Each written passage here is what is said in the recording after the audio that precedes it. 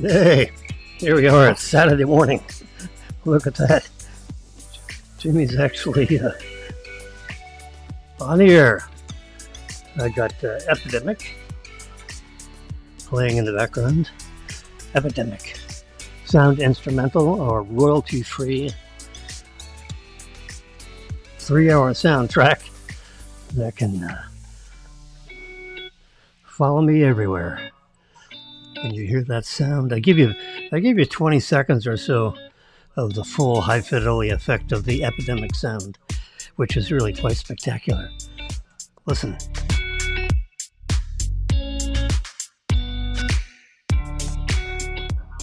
If you got some good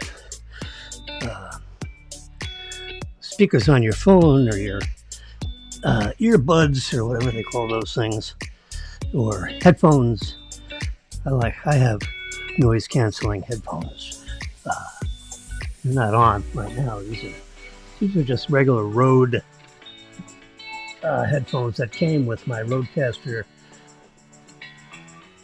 Pro. It could have been called Podcaster Pro. Rode Podcaster Pro, but it's not. It's called Rodecaster Pro with Roman numeral 2. And it is a spectacular audio device that's sitting over here. It's kind of out of view because my camera is sitting right up over it looking down on this magnificent display that I have here. There we go. Anyway, so the most affective things that can affect your lives or not is the fact that the criminal trial of a former president, the 12-member jury has been seated, including 6 alternates.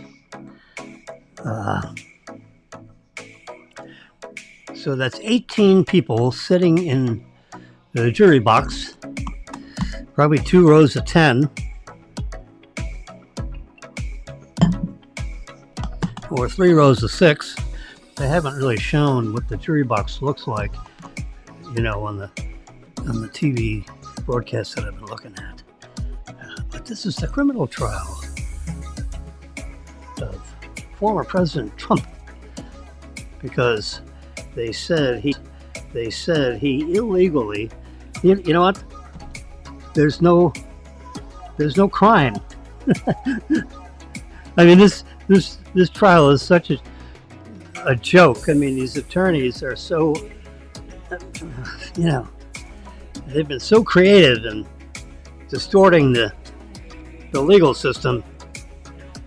The crime is not disclosed. Now, the judge, I mean, they're going to convict him of what? What's the crime? The crime is not defined. The district attorney, sent it out in a tweet or an email. Well, the crime is to use personal funds to pay a lady under a non-disclosure contract, non-disclosure agreement. Everybody signs non-disclosure agreements. I mean, everyone that works, that that's in management or in some kind of corporate America. You work for Google, you work for Apple, you work for, I don't care where you work. I worked in the bank for 35 years, right? Banking, several banks. I had to sign the first thing you sign, or the second thing or third thing you sign. You sign your W-4, your W-2, and W-4, I guess it is, and you declare how many exemptions you want. Claim 0, or some low number below what you're entitled to. So that way, you're kind of like assured of getting a refund at the end of the year. Because you don't want to do your taxes at the end of, April 14th. And oops, all of a sudden you owe $2,300. You don't want that. So I tell my two sons, claim 0 on your W-4s. That way, when you do your taxes, simple tax return, you're going to get a refund. Because they're going to take out more because you're not claiming any exemptions. And that way you're kind of like assured of some kind of a refund. I did my number 4 son tax return the other day, and he's getting a $1 refund. $1. That's a biggie. The average refund, I understand, this year should be around $3,100. I read that somewhere. That's kind of interesting. $3,100. We're getting back $2,300 sometime around April 24th. This is April 20, so, in 4 days, a Tuesday or Wednesday, we should get a refund of 22,000 something. I'll say $2,300. I kind of forget. So that ain't it. Look at this. This is a snapshot of my thing on top of my iPhone. With a bunch of icons underneath. And I had a picture of a clock at 9:40 this morning. And on the right side is producers, please include, there we go. There we go. Now you can see what I'm talking about. There you go. On the right side of this dual picture thingy is a self-driving display of, like a Model 3 or a Model Y. It's got the 15-inch display. This is a 13-inch display, so it's 2 inches bigger than this. It's my iPad Pro, which is an amazing device. So, since we drive a Tesla, as you may know, we have the FSD. It's not called self-driving beta anymore. They've taken beta off there because they've had hundreds of thousands of drivers using it over, a couple of years, and they've ironed out most of the bugs. The operative word is most. All would be better. So they call it full self-driving supervised, which means hands on the wheel, be alert at all times. So in case, now it steers itself, you put in the address of where you want to go and it'll take you there. You get on the highway and it'll keep you in the middle of the highway. You hit the turn signal and it'll, automatically pass somebody. If someone's in front of you that's slow, it'll look out to make sure when you pull out to pass, it'll do that automatically. It'll make sure you don't, come out into the left lane in your blind spot, because it's got 8 cameras all the way around. And it's supposed to make sure that doesn't happen. But you have to be diligent to make sure the software didn't get tricked. According to the statistics that Tesla has accumulated with about 1 billion, that's with a B, 1 billion miles of driving. Remember, all Tesla cars are connected with an LTE circuit, which can transmit back to the home office continuously. And if you have full self-driving activated, it is alert to see if you correct anything that the full self-driving is doing, because you're supposed to be supervising what it's doing. But let's say you're driving and you have your hands loosely on the steering wheel, because the you can feel the steering wheel controlling the car, and if you try to, move it over a little bit in a lane, it won't do it because it's going to keep you right dead center of the lanes, better than you can because it's got cameras looking, left and right at the same time, where when you look, you got to look left and you got to look right, and you got left and right and left and right. There's so many times you can turn your head. Well, these cameras, 8 all the way around the car are watching what's going on, and all that digital data is being processed by a super computer that's about 10 times faster than the fastest laptops that are made today, because it's processing all this digital data, and the chips are engineered in the Tesla chip development team, which they have a building full of really, really good chip designers, and the chips are designed to operate the vehicle.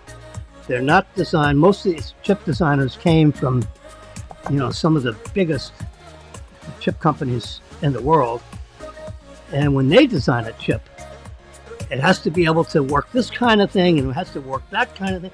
It has to work a number of different kinds of devices that the chip may be used for.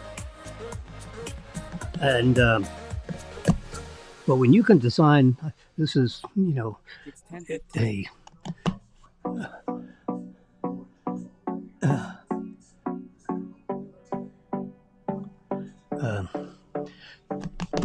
excuse me.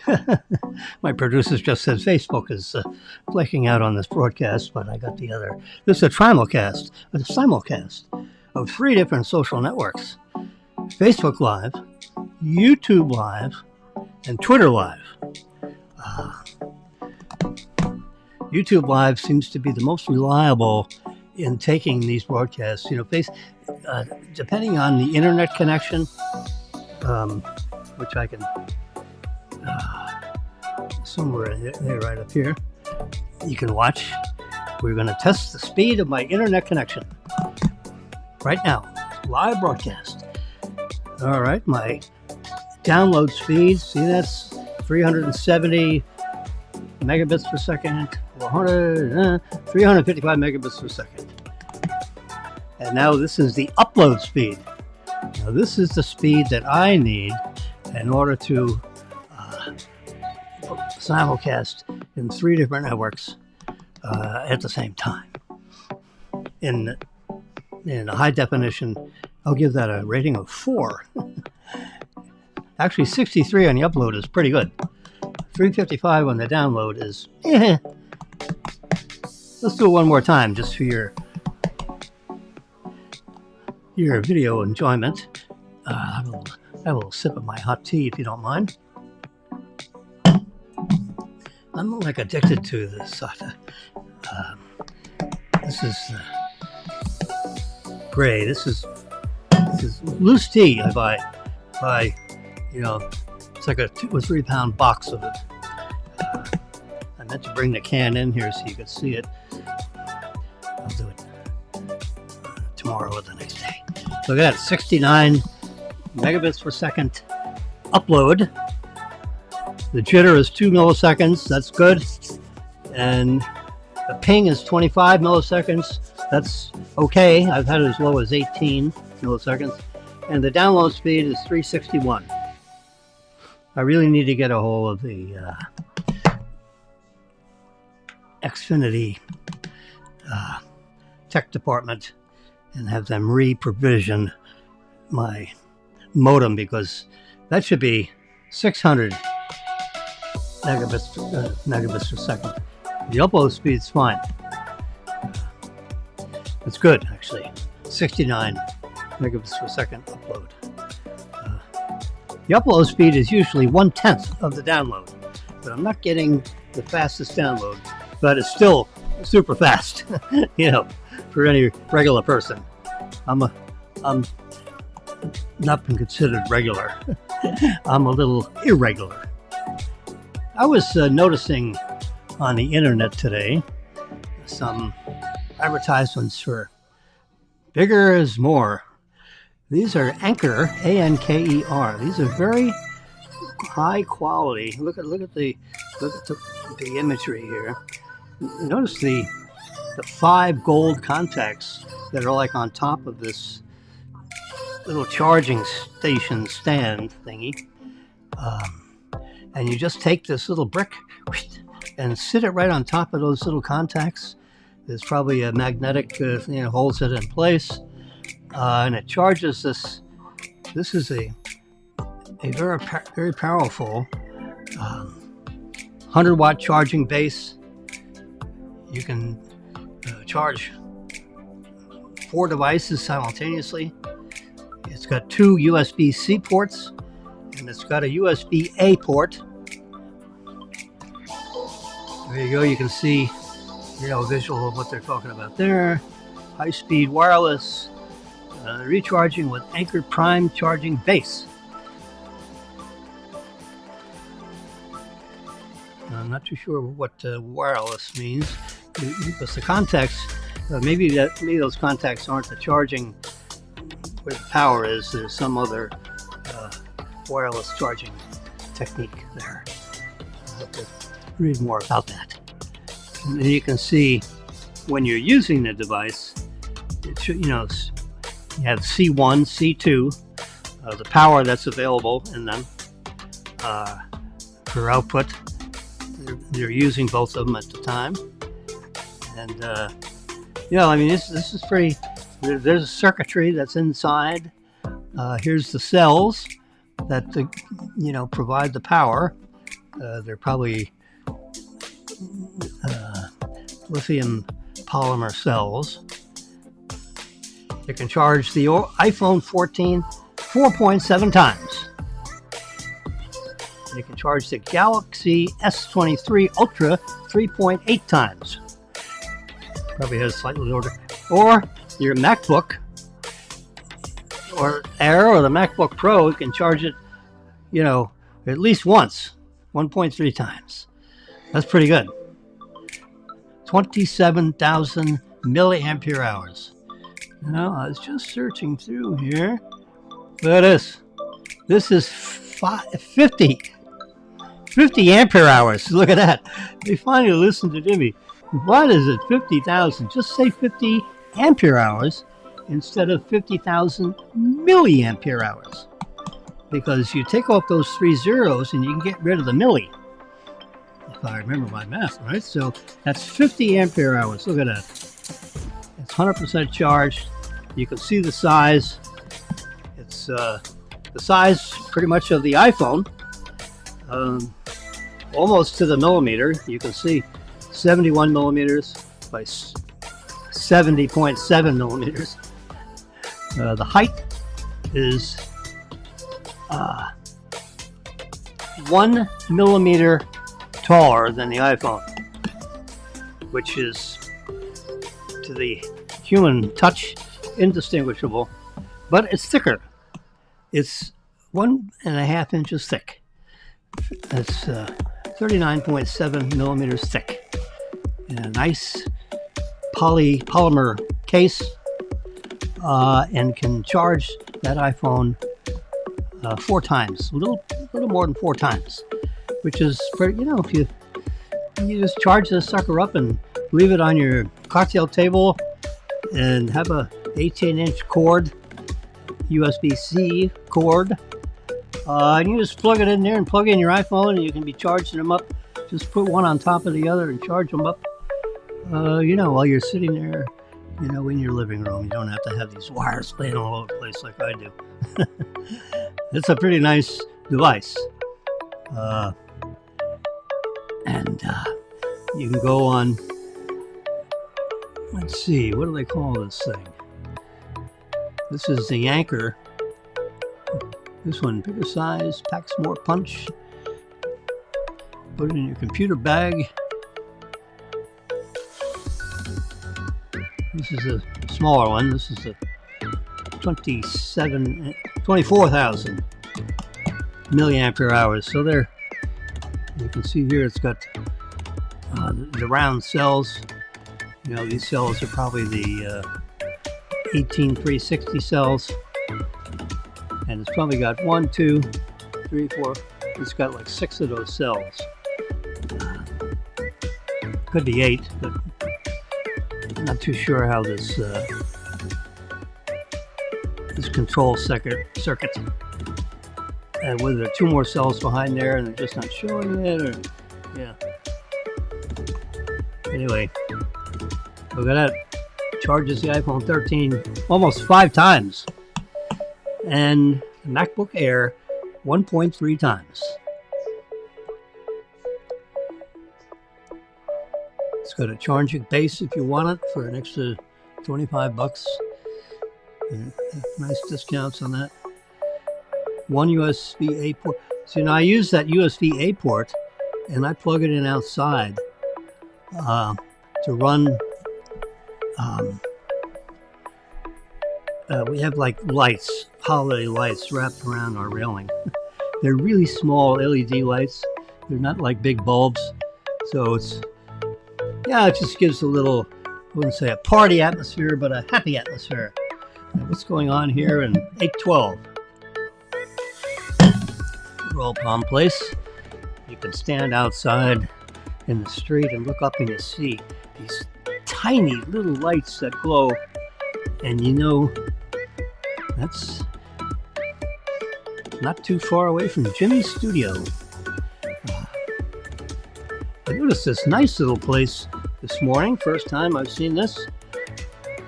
Dalmoros, fresh pasta to go. Look at this. This is a pasta machine, and it's squeezing out. It was actually a video. I did a print screen while the video was running, and it's squeezing out Pomodoro tagliatelle noodles. Look at that. Oh, put that in a bag, take it home, throw it in some boiling water for about 5 minutes, and you got, I'm just out of their delivery range. I have to go get it. They have a store on the 400 block on the avenue in Delray Beach. So, I got to drive 9 miles north of Delray Beach and find a parking place, which is not the easiest thing to do sometimes. But, you can get lucky. And you walk on the avenue and find Dalmoros. It's like 429, West Atlantic Avenue, Delray Beach.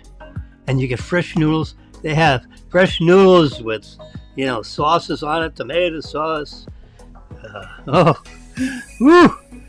You can spend $50 or $60 on there if you got a friend with you, and you're just gonna delight at the fresh Italian place. I mean, they have a store in Tampa. They got a store in West Palm Beach. I don't know if they have one in Miami, but they hit some, affluent young neighborhoods. There are people floating around. It's great. Just happened to notice that this morning when I was paging through the internet. What's this interesting? Oh yeah, this is interesting for any of you scientist kind of people. Well, Apple. I went over this a few weeks ago. Apple came out with these goggles. See that right there? Those are the Apple Vision Pro. Well, this doctor is using the Apple Vision Pro goggles to assist him in performing shoulder surgery, arthroscope surgery, shoulder arthroscope surgery. Uses a camera inside the joint, and surgeons perform it by looking directly at the screen, looking directly into these goggles. And, it gives you this three-dimensional look while you got your arthroscope in there looking, inside the joint of a human shoulder. And it gives movie screen size, high resolution visibility, while the doctor and does a 3D exam, 3D modeling in real time. Unbelievable. I just happened to notice that. So these goggles are like $3,500 a piece. So you have to have, some uses in mind.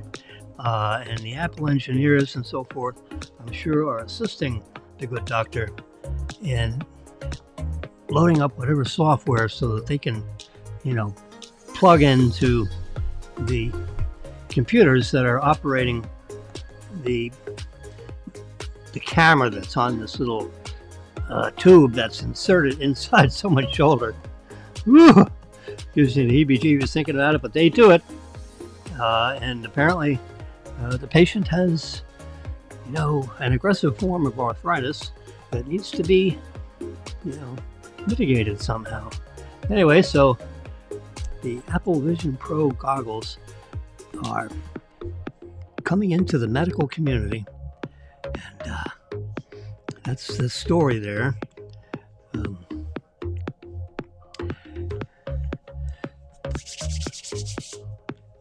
So here's all the installation of all the there's a long pole right there with a microwave antenna on the top of that. That's connected to the Eyewitness 7 van, 7 New York News. And inside the van, they have, they're sitting in there with like a control room thing with computers, almost like a setup like this, but better. And they're broadcasting live, and they have some young lady out there with another fellow with a camera, which is connecting into that trailer, and that trailer then microwaves it to the central office, and then they can have live interviews, or they can be recorded for a delayed broadcast, fitting it right into their news program. And you got all these other vans that all look the same. They're all Mercedes vans. Notice the logo, Mercedes vans. And on top of them are pre-installed satellite dish antennas that they can link up to their satellites that they have subscriptions with. And these people fly in from, England, for example, and they rent one of these vans, and they have, 2 technicians perhaps. I'm making this up a little bit. And 2 news people, a cameraman and the young lady that holds, or young gentleman that holds a microphone, interviewing, people in the courtroom. This is right outside the courtroom that houses the judge and the seated jury that are going to deal with the criminal activities, supposedly, the alleged criminal activities of former President Trump. The first time in American history that a criminal trial is being conducted against a former president. And the case is really what some lawyers say is a ridiculous case. So this trial could go real fast or real slow. The judge, was in a real hurry, and in 3 days they seated, 18 people, 12 jurors and 6 alternates. In other criminal cases, sometimes it takes 6-8 months, 4 or 5, 6, 8 months to seat a jury. Well, they voir dire everybody and question them and re-question them and kick out that witness and bring out a juror and kick out another juror, and they go through hundreds of jurors trying to find, a juror that is acceptable to the plaintiff and the defendant's legal teams. And in this case, this judge was in a big hurry. So they started this process on Monday, and by Friday it was done. And on Monday morning, or Monday sometime in the morning, you'll have opening arguments on both sides, presenting their cases and their defense to the jurors. And the jurors pay attention. They can take notes while they're listening, but I don't think they can retain their notes. I think they get collected and shredded. I don't think they can take their notes home.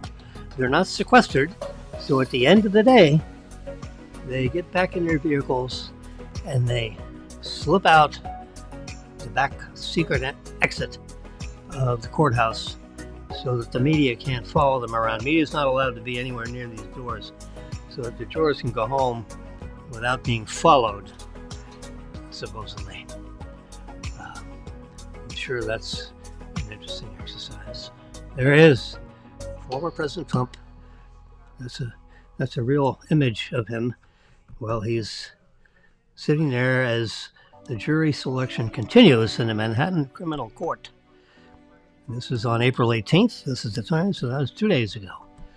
And you can see he's got some paperwork in front of him. He's sitting there with hand on hand in what he says is a very cold room. Temperature-wise, he says it's chilly. So he's probably got a couple of undershirts under there because you don't want to get cold. And so, Judge, I need to put a sweater on. No, I can't do that. He's always dressed very nicely. He is, after all, a self-made billionaire. Multiple billions. Maybe 4, 5, 6 billion. That's a lot of millions. Each billion is 1,000 millions. So that means let's say he's worth 5 billion, conservatively. It could be as high as 8 or 10, but let's just say he's worth 5. So that's 5,000 millions. Can you imagine? That's 5,000 millionaires, all embodied in one, him and his wife. This doesn't include the children. They're billionaires all by themselves because of the activities that they've done. Operating their own business or operating the Trump businesses because Trump is busy in court.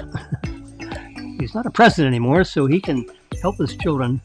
I think he's got 2 boys that are helping him operate, the hotels and the golf courses, in various select places around the planet.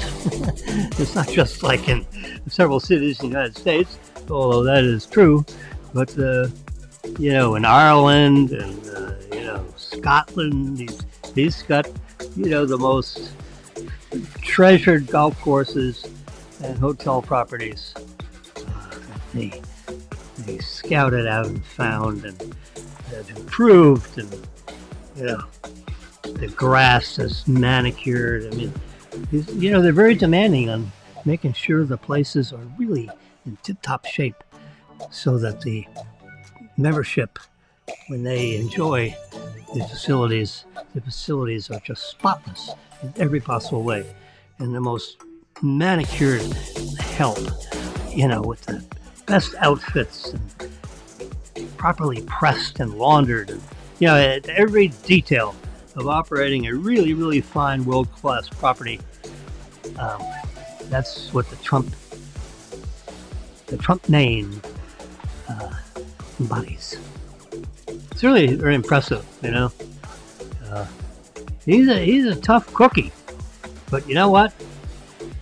He's what I call a kick-ass CEO. He kicks ass and gets things done.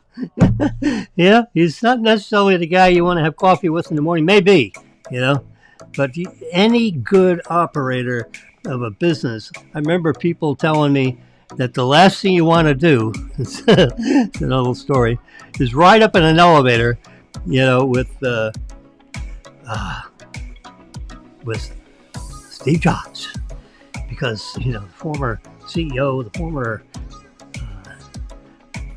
entrepreneur extraordinaire that created the Apple company, 20 years ago or a lot of years ago, And when he rode up an elevator, he rode up by himself.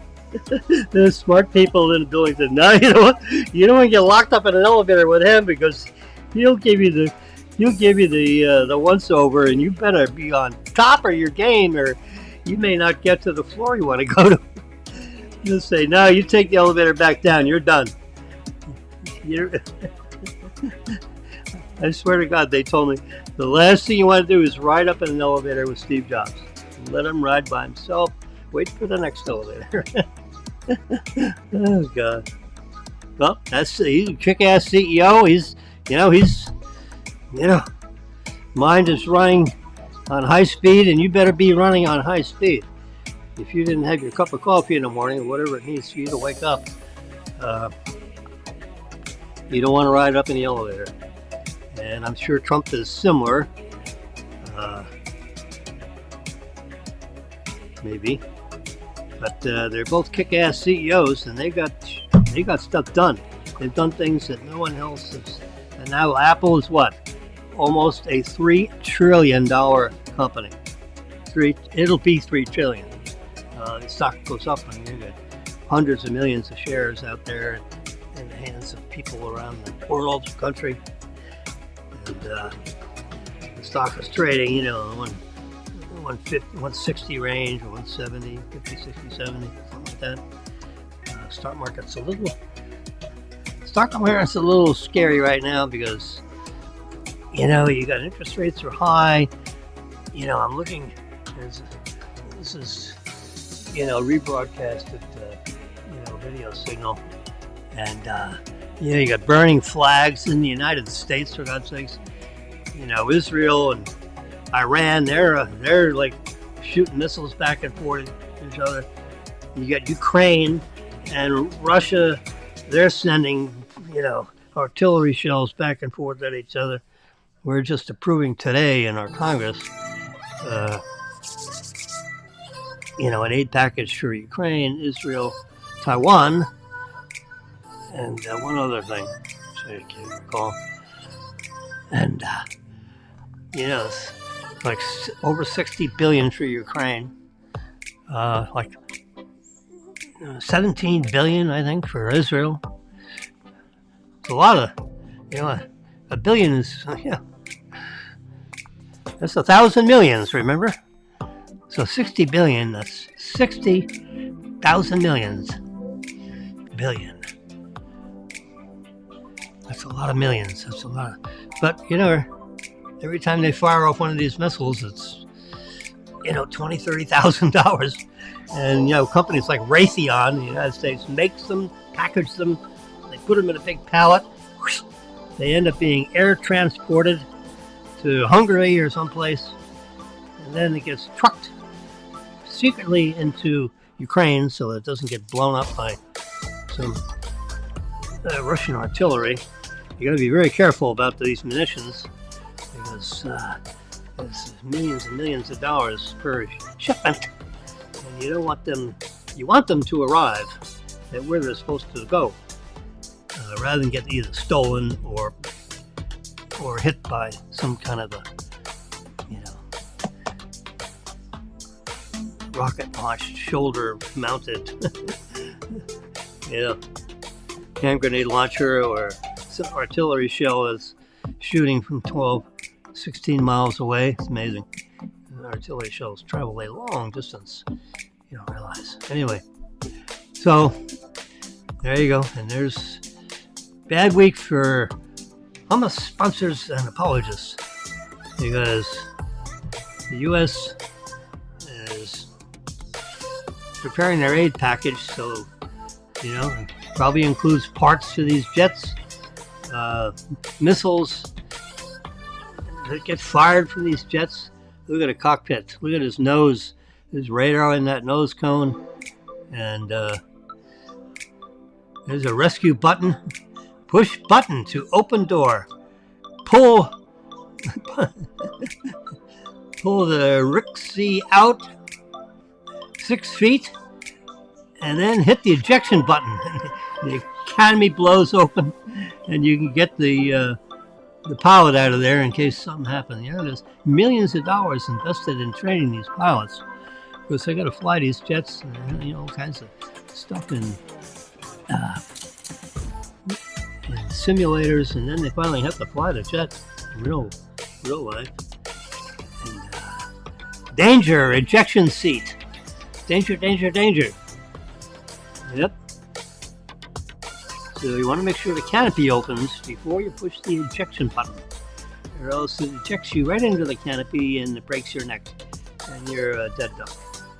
If we remember Top Gun, his wingman got ejected, or the guy that was sitting behind him in the jet. The canopy didn't open fast enough, and when he ejected, whoosh, he slammed into the canopy, and then parachute opened, and after a 60-second flight down in the, what do you call it?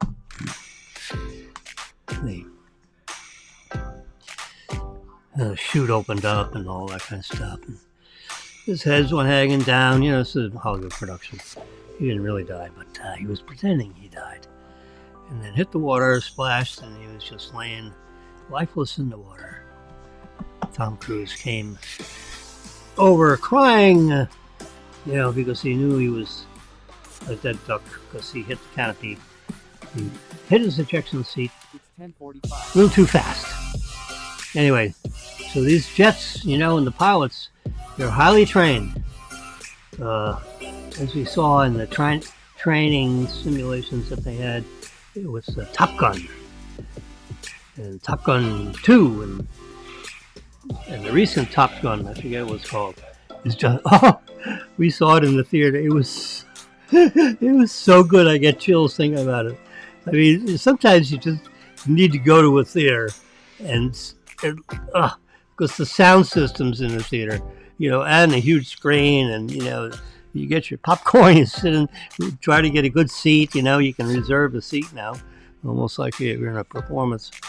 And so for the $15 for 2 seats, and the $15 for the popcorn and sodas and whatever you want to munch on while you're watching it, it's just that $40 expense, let's just say, to go into a theater and spend 2.5, 3 hours watching these unbelievable video productions. I mean, it just is, it's mind-blowing. It's chilling and emotional, and oh God, and the jets fly around. You're holding on to both handrails of your seat, in the theater. Goes, oh my God, it's almost like a 3D thing. God, it's great. Anyway, so we've got an 85-inch TV in our living room, which is about it was the biggest. It wasn't quite the biggest. I think they had a 97-incher, but I didn't want to spend another $1,000 for that. So I spent $2,000 for an 85-incher, and then it cost $400 to mount it on the wall. There's $200 to do it and set up the TV, and $200 for the bracket that they screwed on the wall, into the things. And he said, look, you can hang on this TV and they're going to pull it off this wall. We got it right into the trusses, and, with bolts and lag bolts, and I went and grabbed it. It is on that wall. I grabbed the bracket before they put the TV on it. And then we made sure the wires are right on the back of the TV, because once it's up on the wall, you can't really get to the back of the TV. So the TV, you turn it on and off with a remote, and the wires come down behind the wall and then come out on the bottom, so you don't see wires hanging down. That's all in that $195 installation package. And they send over a crew, they contract a crew, that does those installations. And anyway, so we've had that TV for 4 years now, because we got it right at the time we got our first Tesla, and that 3-year lease is has come, we're on our second car now. Oh my God, the second car is so much quieter and smoother. And I remember when we got the first one, I said, Grandma, you got this Tesla and it's a little bumpy. You hit the bumps in the road and you're bouncing up and down. What the hell's with this? It's really, the Toyota that we had a bouncing up and down in this Model Y. It had all kinds of exciting features with the Model Y, but the ride was just a little, riding up into the parking garage, and you're kind of like bouncing around. What the hell's going on here? Well, they tweaked that out. Those suspensions, they changed out some of the parts, and they got better suspensions, and now it's smooth. It is smooth as silk. Oh, God. And they told me, he says, where do you ride in this car? It is so much different than what you've experienced with the 2021 Model Y. The 2024 Model Y is unbelievable. Well, you know what? They're right. It is unbelievable.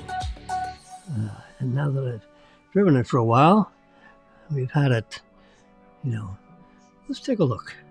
Because I can load up the app on my iPad and you can see it right here. It shows a red car with a white interior. If you look carefully at that image, let's make it full screen. There we go. It's as full as I can get it. Now see, it says phone key.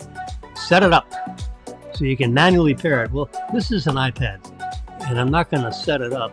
I could take the iPad down to the car and manually pair the iPad to the car. And then this iPad could serve as a key to get into the car because your phone is your key. It keeps telling me that. I'm going to try that. Saturday, the car is sitting in it. I think I'll carry this iPad down and pair it up and see how that, so that way when I show, I don't have this message in there. Anyway, so here's the location of it. It's parked in the garage. His back key. Upgrades. See here, software upgrades. Subscribe. We've got all the subscriptions you can get, which I have the full self-driving, because you are driving. We've got 1,050 miles on it. You can see right on the bottom there. There's the serial number, the VIN number of the car, the release version. I have to update the software for the full self-driving just came out. Service appointment. I don't have any service appointment. History. I had an appointment and I canceled it because they had it's amazing.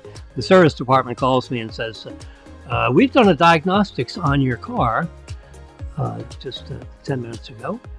And do you have any third-party apps, that are logged into the car, monitoring the activities of the car? We got to refer a friend and receive a bonus. There's a message that just came out. So if we know somebody that wants to buy a car, we get free miles on Superstation. I think like 5,000 miles, something. If you reverse someone, you got a Tesla, and they got a Tesla, and they know your email address, you get a bonus. Anyway, so we got 1,050 miles. We need to update our software because it needs to be version. This says version. I can't do a reverse pinch. The version, fine print here, 11.1. It needs to be version 12.3.4. I believe is the most current version for the software that they call it. It's not full self-driving beta. It's called full self-driving supervised. And it costs $12,000. Now, who's going to pay, when you lease a car, who's going to pay $12,000 in cash money to have that software package in the car when you're leasing it? Because when you give out the car, then the software goes with the car. They're going to bring that software over with the new car or the new leased car, or else what? How ridiculous would that be? But they offer a installment plan, so to speak, where you can just build it into your car payment, and they take 10 years. They take the $12,000, they divide it by 120 months, which is 10 years, and it's $100 a month, $99 a month, interest free. And you can turn it on, turn it off, turn it on, turn it off, leave it on, turn it off and don't use it again. And they're convinced that once you do that, you're not going to turn it off because it is so convenient. So for a couple of bucks a day, the car basically can drive you wherever the hell you want to go. If you want to go to, you want to go over to Naples and have lunch, you want to go, it makes the drive so easy. You can take longer trips and not be worn out, with the your traffic and your steering and, but if you have this full self-driving feature, it just makes it a lot easier ride. On your highway, it controls, you have a little dial so you can control what speed you want to be, and it'll keep you at that speed. If someone is in front of you and they slow down, you're gonna slow down, so you keep 6 car lengths distance between your front bumper and the rear bumper of that other car. If you want to change lanes, you just hit your turn signal, and the car looks over its shoulder, and it looks around. It looks all the way around. It's got 8 cameras that are looking simultaneously. Every millisecond it switches to a different camera, and it's processing billions of bytes of visual information, goes into the supercomputer, and when you hit that turn signal, all these cameras look around, make sure there's nothing in the blind spot, so that it turns over and whacks another car on the left side of you, so it won't make that move. So if all of a sudden you're riding behind, you're on a 65 mile an hour highway, going over to Naples from, Boca Raton, and you get on the interstate, and so you're behind a car that's running a little slower than you. You just hit the turn signal, and it looks around and it does all the calculations, and when it's a safe where it can pass the car, it'll change lanes, pass the car, and get back in the right lane where you want to be. And it's all totally automated. The steering wheel does all.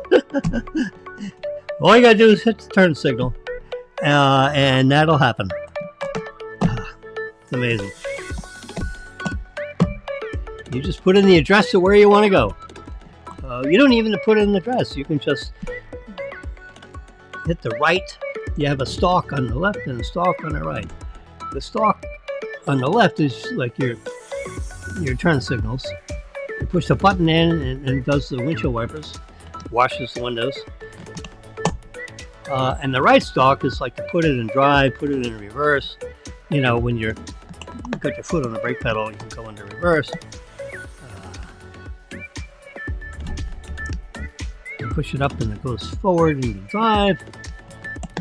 But if you're driving, you push down on the stalk, and that engages the software that operates the vehicle on full self-driving. If you have an address and the navigator, it'll take you to wherever the heck you want to go, the best route, and it basically takes over the car, and you supervise what's going on. And you have to sign off on this checklist. It's a full screen description written by their engineers and their lawyers. It says, if you check this box, it's your responsibility to supervise this software. It's not in beta anymore, it's in supervised mode, so you better supervise it. But truth be told, there isn't much you're going to have to do. According to the analysis, that remember, these cars are all connected to they have their own data line that's connected to every car. You pay $10 a month, so it downloads all the current driving data. Like if there's a blockage on a highway, it reroutes you so you avoid, like an accident or something. It gives you all the current driving statistics. Like it'll show the roads up in red if they're way below the posted speed limit, and will reroute you if you need to be rerouted. It'll show you your path of where you want to go. If you have, if you're working and you push work address, it'll take you right to your work address, and it will take you the fastest route, the fastest, safest route. It's like magic. I've read, 4 years ago, they've been working on the software for, like 10 years. 4 years ago, it wasn't ready for prime time, in my opinion. It wasn't beta, it was alpha, in my opinion. It was too, it didn't drive like I wanted it to drive. It was too aggressive. And, it was a little nervous and jerky, and I just didn't like it. So, I turned it off and left it off. And I told a couple of my friends that are in the business that, that have this software, they use this software, they paid for the software, personal friends, family. I have a young lady that's my sister-in-law. I don't know what you call her. It's my daughter's former husband's wife.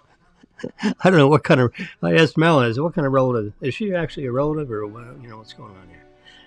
Anyway, they said, "Well, technically, it's not a relative anymore because John Paul is not the husband of your daughter, and he remarried to another lady." Anyway, the other lady has a Tesla because she drives back and forth between Virginia and North Carolina, and it's very convenient for her. She is a Model Y, just like mine. She bought it a couple months before we had our first Model Y. And she paid, I think it was $8,000 for the software because she bought the car. She traded in her Mustang or whatever the hell she had. And she bought a new Model Y and had the software. And, she says, I love it. I drive back and forth. I use it basically on the highway. And it takes, whoops, sorry. I whacked the microphone. It takes all the stress out of the driving, when you have to drive 4 hours, between, two different homes because I married him and I have a home there and we have a home here and, back and forth and kids and a couple of dogs. Yeah, boy, life is complicated. So she has a Model Y, so we text back and forth. So we're like buddies on the text. My daughter gets all pissy because I'm communicating with her ex-husband's wife. Hey, what are you going to do? He's the parent of my grandchildren. I'm going to keep in touch with him, even though, you guys aren't married anymore. That's your problem. That's not my problem. I didn't marry him. He's a wonderful son-in-law. Look at this. This is a picture of my former kitchen. Right? Yeah, that's my former kitchen. Pretty good picture. Oops. Sorry. We've been on the air for an hour. We'll talk for maybe another half hour with that. So there's the lighting, and there's a nice refrigerator. We got the same refrigerator. We moved from this apartment 801. We moved down the hall about 60 steps, closest to the elevator. About 150 steps. So we're 50 steps away from the elevator instead of 120, 130 steps to the elevator. You count them because if there's smoke and you can't see, you count your steps when you're trying to get out of the building, assuming that you can use the elevators. Anyway, there's my kitchen. There's a little soap dispenser. I don't know what's in that flask. That's another kind of dispenser. Got Maryland picks flowers off the local tree when we had breakfast. Gardenia. She loves the gardenia smell. There's a food processor. There's a bullet blender. I'm trying to think what that thing is. Is that the soda machine, maybe? And here's 2 ice makers. We put purified or distilled water in those ice makers, and it makes marvelous ice. I've turned off the ice maker in the door here because it's connected to city water, and we don't want to drink city water even in an ice cube. Anyway, so there's our range and a microwave, a couple things on top there, funnel, picture on the wall, little doodads on the wall, buried in stuff. That's a camera. That's a security camera, so when I'm away I can see what's going on in case the thing's moving around. Look at that, there's an appetizer Marilyn made. Marvelous appetizer. Got a strawberry, got a toothpick pushed through there, got a nice piece, fresh basil from our plant out back on the patio, and she cut brie up into little cubes and drizzled it with a balsamic vinaigrette, and that is the most amazing mouth where you got the taste of the strawberries and the cheese and the balsamic vinaigrette. I mean, and it's pretty. Look how pretty that is. I mean, it's like, there's Jimmy talking on the microphone. I teach at FAU, so I know I talk often on a microphone. Anyway, go back there. There you go. There's the microphone. That's a younger Jimmy. Looks like 20 years ago, Jimmy. He was looking out our patio, looking east. You can see the ocean. We're exactly 1 mile away from the ocean. That's looking out the balcony with my iPhone. Well, we know who he is. Now there's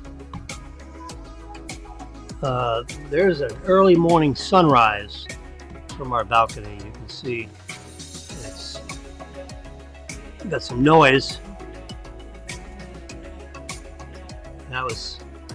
It's really amazing to take these pictures right off the balcony. The sun hasn't come up yet.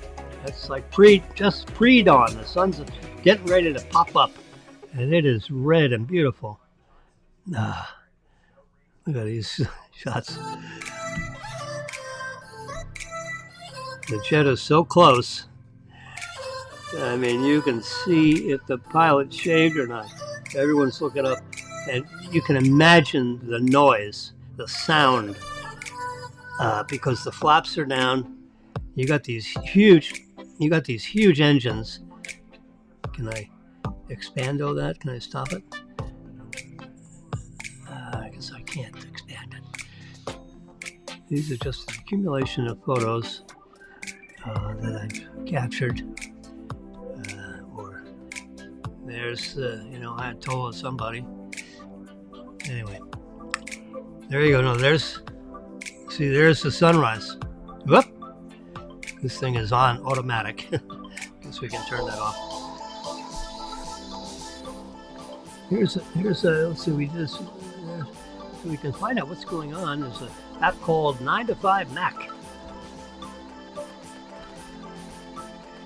So you can go here and you can see all the stories. Security update.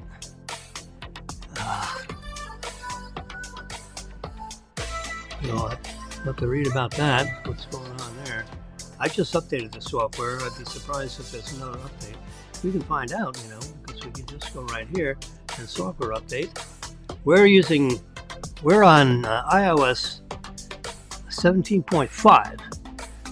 We're beta testers. I'm a beta tester for Apple, and we're iPad and iPhone 17.5, version 5058E. Just so I just have that in the back of my mind, so keep watch. We got Apple Care Plus, which renews April 22nd, so that's in 2 days. That'll hit me up for another $10 or something, whatever it costs. Managed plan, let's do that, see what happens, just so you can see. All right, Apple Care Plus. I have a few of these because I have different devices. Like, see, I got a MacBook. Here's my iPhone. What the hell is this? MacBook Pro, $99 a year. It's on April 16th, a year from now. It renews for another $100 a year. You got to have that on these computers. I've got two of them. One runs this whole studio thing, and another one I use it for business purpose. Let's see. Looking for this iPad, see what it costs. We've got a few devices. Apple Care for iPad Pro, here it is. $8 a month. See, it renews April 22nd. You can see it. First, let's touch that. Yep, $7.99, $8 a month. I can cancel this. No. If the screen breaks, anything happens, I go to Apple support. I push this button right here. You can see it. And I can open it. And they're going to say, all right, what do you need? What device? Which device? You know, so waiting for that to load. So you say, okay, iPad Pro. This is the one I'm working on. See where it says TVBO? That's this Apple. That's this iPad. Damage, repair, performance. Let's hit damage, repair, and see what it says. I have a cracked screen, unable to power on, accidental damage. You know, you can't lose it. But whatever the damage is, you know, you can run over it with a car, and it's like completely ruined. You can, you know, get a hold of their support, and they'll replace the iPad. You tell them what's wrong with it. Is the screen bent? You know, is the screen broken? Will it go power on or off? No. Okay, well, you package it up. Do what we tell you here. If you can erase the contents, do that. If you can't get it on or off, then don't worry about it. We'll destroy it. And we'll send you another one. FedEx overnight delivery. If you get to them before 5 o'clock, it goes out the same day, and the next morning by 10 a.m. you'll have a new iPad, and you basically start it up and go to the cloud and download the complete backup. That, you know, every night this thing backs itself up. How do I know that? Well, let's go to we'll push that right there. See, I pushed the, and then I got, there's Jim Wilson. And then let's press the cloud. And see, iCloud backup is on. And the last time it backed up was at 8:06 p.m. You see that right on the top line there. You see, I'm jiggling that. 8:06 p.m. successful backup yesterday. So if this thing got loused up today, dropped on the street and the car ran over it. Yeah. We'll use a bad word, but shit happens, you know. Sometimes it happens. And, you know, that's why I pay the $7 a month. $6.99 or whatever it was. Because if something happens to this, I mean, it's like, you know, to replace this is, you know, like $2,000. There's, you know, they don't give these iPads away. It's like a computer. You know, I got a keyboard here. I don't think that's protected, but the iPad is. Anyway, so it backs up every night. Or you can back up now. You know, I can back it up right now. It'll start backing up. Anyway, so that's, you touch See that screen right there where it says Jim Wilson? I touched that and it came up with this screen. Here's my Wi-Fi. See, Wi-Fi is on. I go back to this Jim Wilson and you can see Apple ID. There's Jim Wilson. There's my email address. This is all basically public knowledge except for the secret password. And here's all the different things. General. See, I can check the software update. I just did that. Here's the about. There's the model number and the serial number of this device. AppleCare Plus renews in 2 days. It's my account for $7, whatever it is. I got 904 songs on here. 434 videos. Look at this. 84,995 photos on the iPad. 694 applications. I'm constantly going through here and erasing applications I don't use. There's a software package I have or used to have where if you haven't used an app in 2 years, get rid of it. You don't want it on your device if you're not using it. And these are all the ICCID, the IMEI number. This is what the phone company asks if you've got something wrong with your Wi-Fi connection. And there's my cellular data number, 877 number. It's using AT&T modem 58.0. This is a 1 terabyte capacity iPad, and I have 522 gigabytes available, which means I'm using 500 gigabytes for all this stuff, and including 84,000 actual photos. I don't let the device condense them or whatever. I got plenty of room, so I shot 85,000 photos between my iPhone, my iPad, and all these iPads and devices. They're linked up together. So when I have a picture on that one, I got a picture on this one. They all have the same images, essentially. Click out of that. We go to recent. There you go. See? There's a recent. There's recent. They're the same.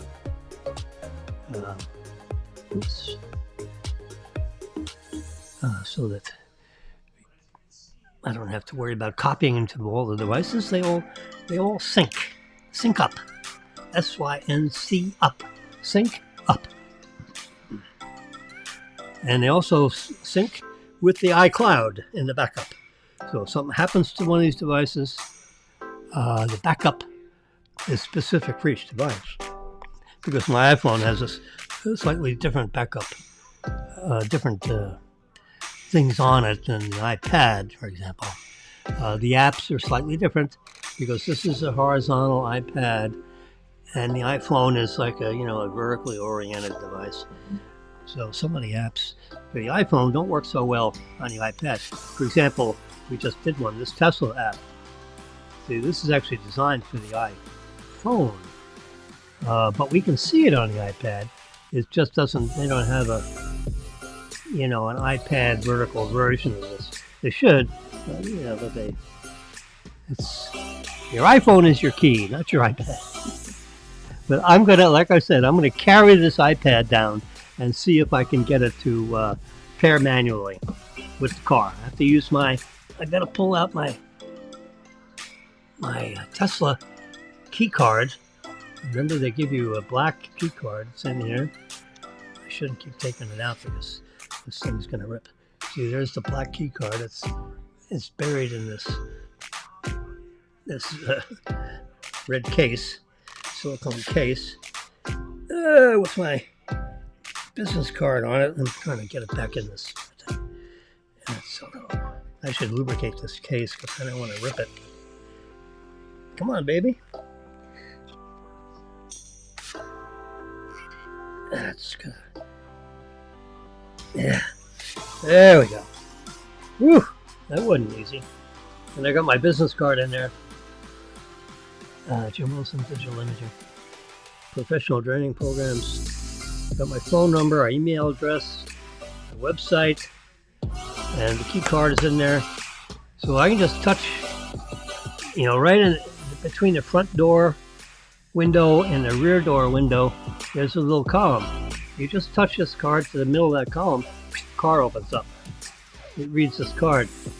Well, you need this card to set up the phone key. You lay it down between your armrest, and there's some sensors in there that knows to put the card down, and then you can link up. I can link up the iPad and create a key out of this iPad. I'm going to do it. Just see if I can. It links. I have the phone as the key. Let's see if we can make an iPad another key. That'd be interesting. I'll tell you about that tomorrow or Monday. All right. It's I've been on the air. It's 11:19, so I'm gonna rush it. I'm gonna drive out to Publix. I got some medicines to pick up, and I'm gonna try to set up the phone key. I'm gonna download some software. I got some things to do with the car, and I have to go to Publix, which is a mile away or so, and pick up my prescriptions that are running out. And I'll get back to you maybe tomorrow, but for sure Monday morning by 10 a.m. Could be 9 a.m. Somewhere between 9 and 10. Marilyn says, gotta have a time. Sometimes I can't quite get it to go on 9 o'clock because I got things to do and see you off to work and clean the kitchen a little bit and do housekeeping and a few things. So I get it by 10, maybe 9. So keep an eye out on your what do you call it? YouTube Live is the most reliable one. Facebook Live, or YouTube Live is the @ FAU4U. And you can find the broadcast live, or you can find the old ones. There's probably hundreds of them. I'm trying to broadcast every weekday, Saturday and maybe Sunday. All right. I'm on the air an hour and 20 minutes. An hour and 18 minutes and 38 seconds, actually. It's 11:21. We got on just about exactly at 10 a.m. this morning. And I'm going to give you about 30 or 40 seconds of Epidemic Instrumental because it's so good, particularly when I stop talking and I turn this up to the proper volume for transmission. So, see you soon.